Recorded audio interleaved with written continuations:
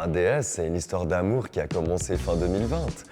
Ils sont venus me voir, ils avaient besoin d'un mec qui parle bien en français, en suisse allemand, en allemand, pour présenter le dernier modèle de la marque, d'analyser le design du dernier modèle de la marque. 3 semaines après, je me retrouvais à Genève, 1 semaine après à Zurich, à présenter justement les lignes, le design de cette fameuse DS9 que je trouvais incroyable et tout. Et à partir de là, ma voiture, elle était tombée en panne et j'en avais besoin d'une. Et vu que c'était une histoire d'amour qui avait commencé avec DS, c'était genre, vas-y, il faut trop qu'on bosse ensemble.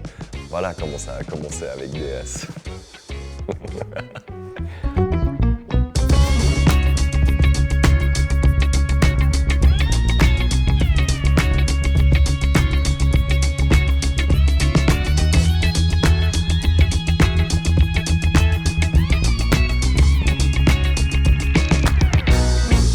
Je m'appelle Raphaël Lutz, je suis designer, j'ai 39 ans et je vous accueille dans mon bureau avec un énorme plaisir. Je suis devenu designer industriel à l'âge de 28 ans après des longues études à l'ECAL. Donc nous, ce qui nous intéresse avec Studio Raphaël Lutz, c'est vraiment d'amener une autre dimension aux objets. Ce qui nous intéresse, c'est de prendre un objet usuel et de voir comment est-ce qu'on peut augmenter l'expérience de cet objet. Pour le presse-agrumes mural, ce qui était hyper intéressant, c'était d'avoir un presse-agrumes sur le mur où on vient le matin avec son verre, on écrase son orange, on boit son jus, on décroche le presse-agrumes pour le mettre au lave-vaisselle et ensuite on le remet dedans.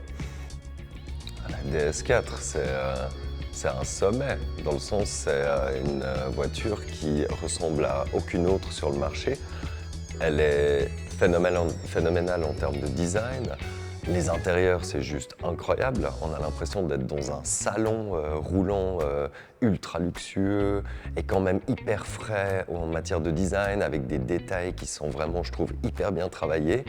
On est sur une élégance, toujours et encore, mais on est hyper moderne dans les finitions, le design et puis vraiment les équipements.